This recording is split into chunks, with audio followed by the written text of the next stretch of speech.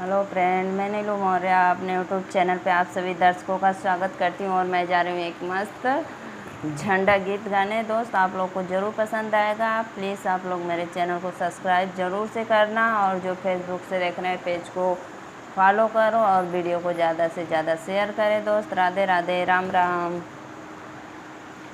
हमरे झंडा के रंगमा नूरानी बा, हिंद के जवानी बाइना।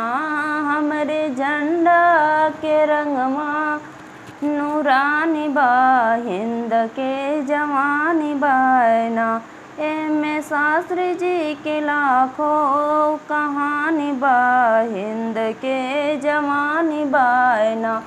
एमे शास्त्री जी के लाखों कहानी बा, हिंद के जवानी बाइना। हमरे झंडा का रंगमा नूरानी बा, हिंद की जवानी बाइना। हमरे झंडा के रंगमा नूरानी बा, हिंद की जवानी बाइना।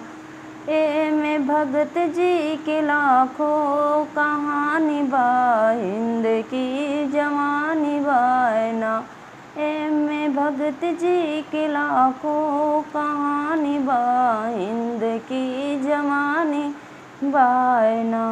हमरे झंडा के रंगवा नूरानी बा, हिंद की कहानी बाइना। एमे बापू जी की लाखों कहानी बा, हिंद की जवानी बाइना। एमे गांधी जी की लाखों कहानी बा, हिंद की जवानी बाइना।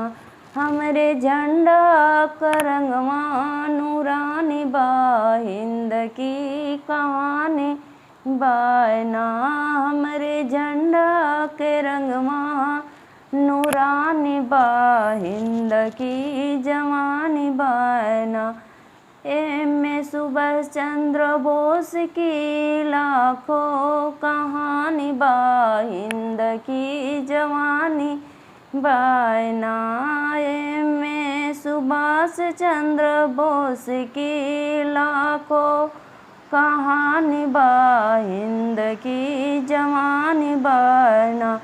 हमरे झंडा के रंगवा नूरानी बा, हिंद की कहानी बाइना।